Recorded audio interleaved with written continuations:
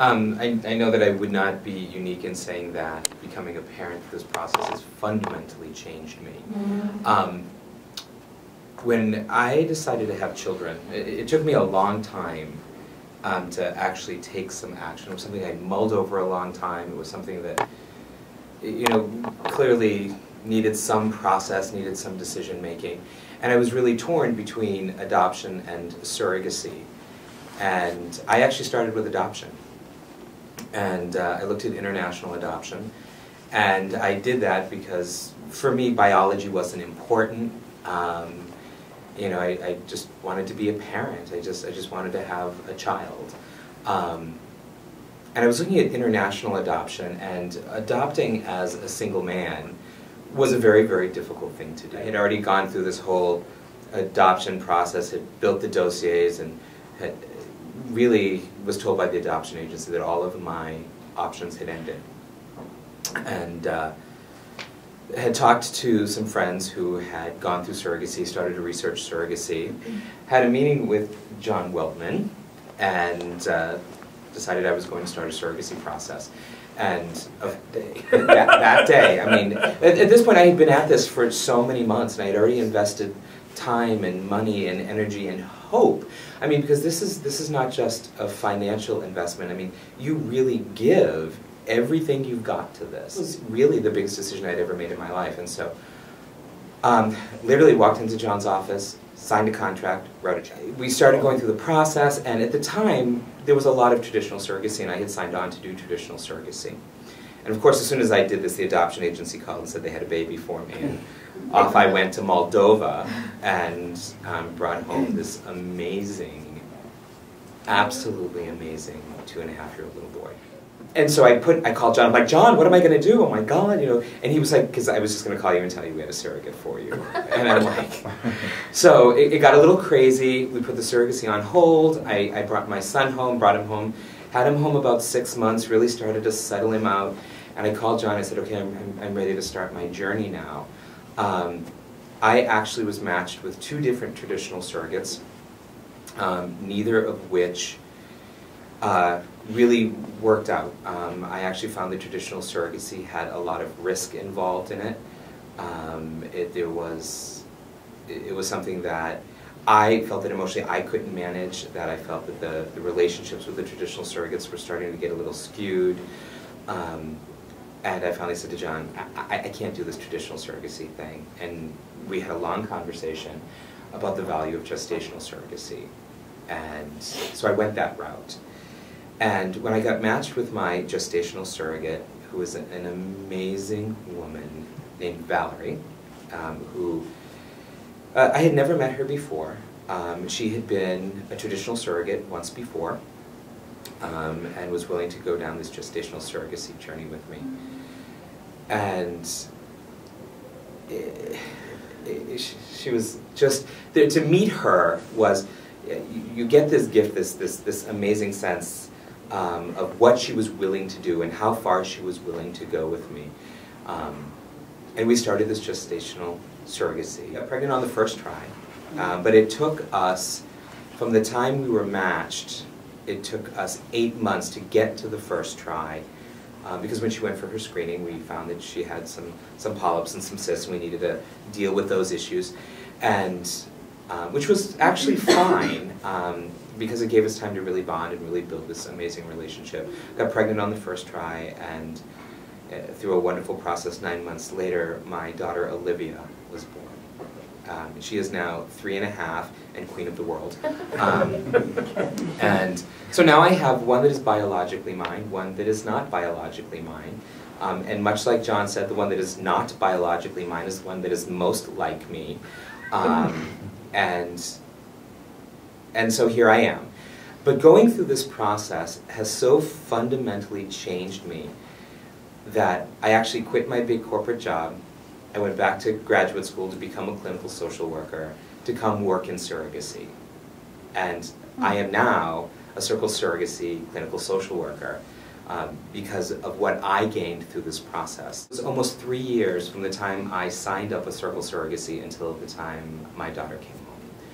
And well, usually a year to a year and a half for most people. Right. So it was a really long, difficult, often upsetting journey.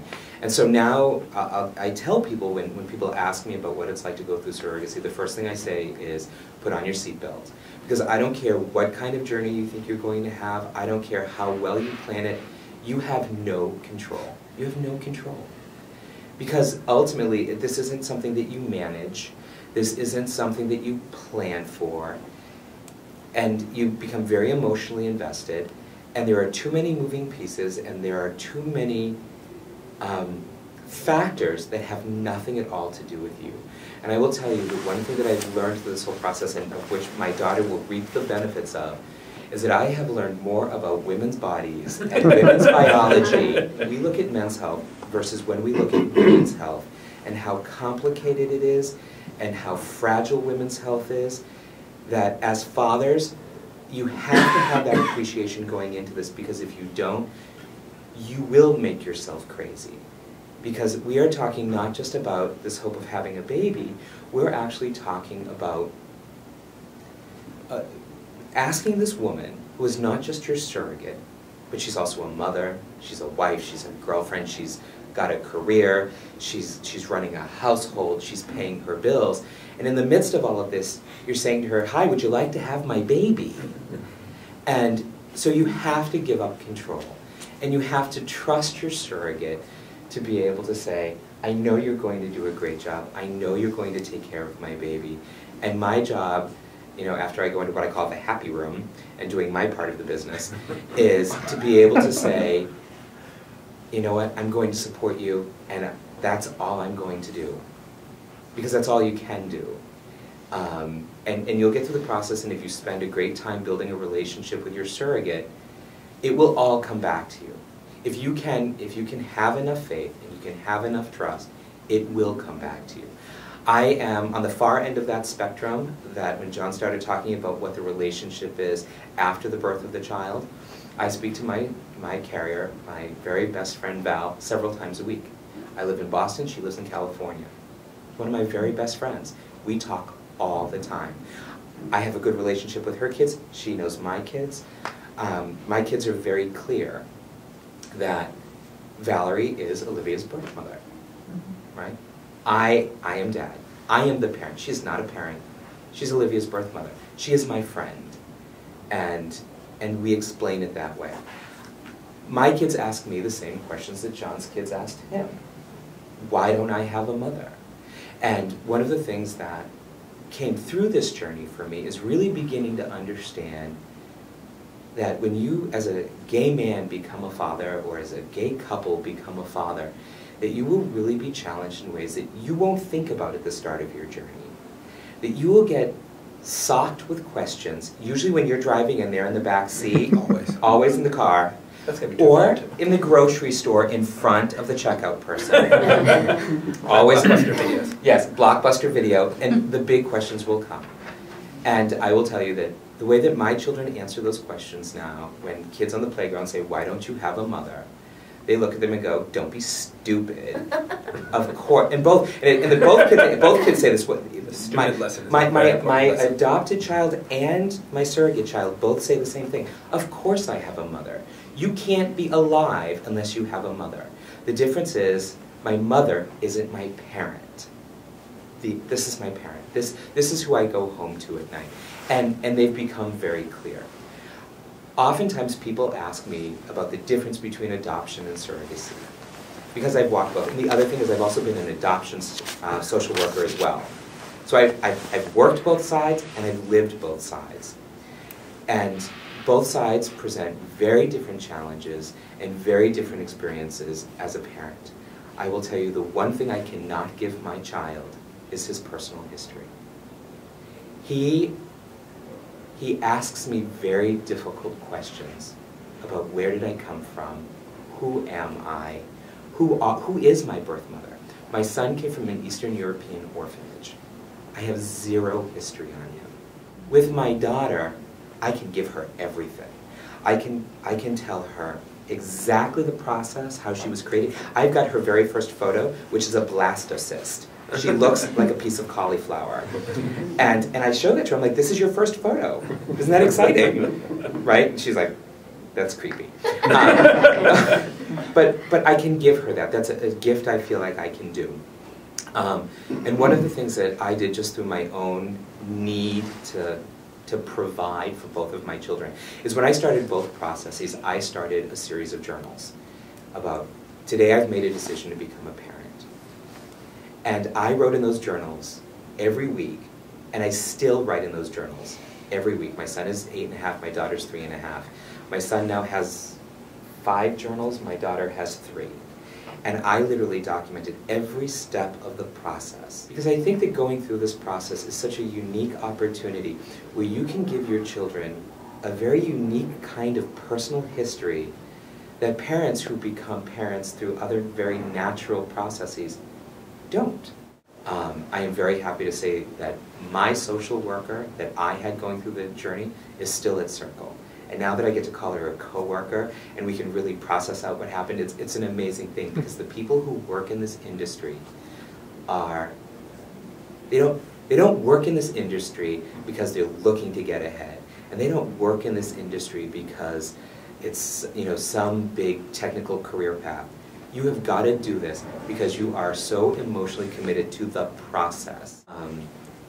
They made sure that everything was okay at the hospital. I didn't have to think about anything. I didn't have to worry about anything. And I flew to California. I got off the plane. I was going to the rental car and my phone rang and it was Valerie saying, "Where are you?" I said, "I'm picking up the rental car." She goes, "Great, we're having a baby in 30 minutes. And I'm very pleased to say that I cut the cord. And I made it. And my grandmother always told me that to be with somebody when they take their first breath and when they take their last breath is the greatest gift you will ever have. I've had both experiences, and it is absolutely true. To be there when your child takes their very first breath will just take you away. And now my children are wonderful, healthy, strong, vibrant. This isn't a pregnancy, it is a journey. And it is a journey that does not end at the birth. And very happy to say that through it all, I have become a better person. I think my children are better children because of this journey, and our family is stronger because of this journey. I just wanted to make 2 comments on things that Elliott said. While the majority of my staff are straight women who've been donors or carriers or parents through surrogacy or social workers, there's a fair number of people, obviously myself included, who are gay. And because our company has for so long been one of the 2 gay-owned and operated agencies, so the majority of our clients are gay, and we make a tremendous amount of effort to make sure that when you're in the happy room, as Elliott described it, there's something to help you produce your sample, and that you're working with doctors who are really comfortable with what you want to do, which may be 2 dads at the same time, and they're not going to freak out about that, and their staff are really comfortable with it, and that we've talked and vetted, like I have with Dorothy on many occasions, what we're looking for from that staff and what you're going to be comfortable, but also that we've talked to the hospital where she's going to deliver, and the surrogate herself, and just gotten a real feel that you're going to be in an environment where it's not hush-hush that you're a couple of dads, but that it's completely comfortable, and that there are a few people in her town who don't feel good about it. She's like, screw them, I don't care, ha ha, look what I'm doing. And that we've really, really thought that out so that you're at peace. And I think the other piece of the puzzle that I think is really important is this full service piece, because we will have people, and I have, who've had a baby in 8.5 months from the day they walked in my door. They had frozen embryos. I had a surrogate who was ready to cycle, and boom, a baby came out 8.5 months later. And I've had people who, I'm not going to tell you how long, longer than Elliott, although he's literally in the top 5% of people in my programs. There are people who are longer. By never giving up, by being there when they're yelling and screaming, by answering all the questions, by finding a new surrogate or a new donor or a new doctor or whatever it takes, the end result is only 2 people have walked away from my program in 14 years without a baby. And that was their choice, not mine, ever.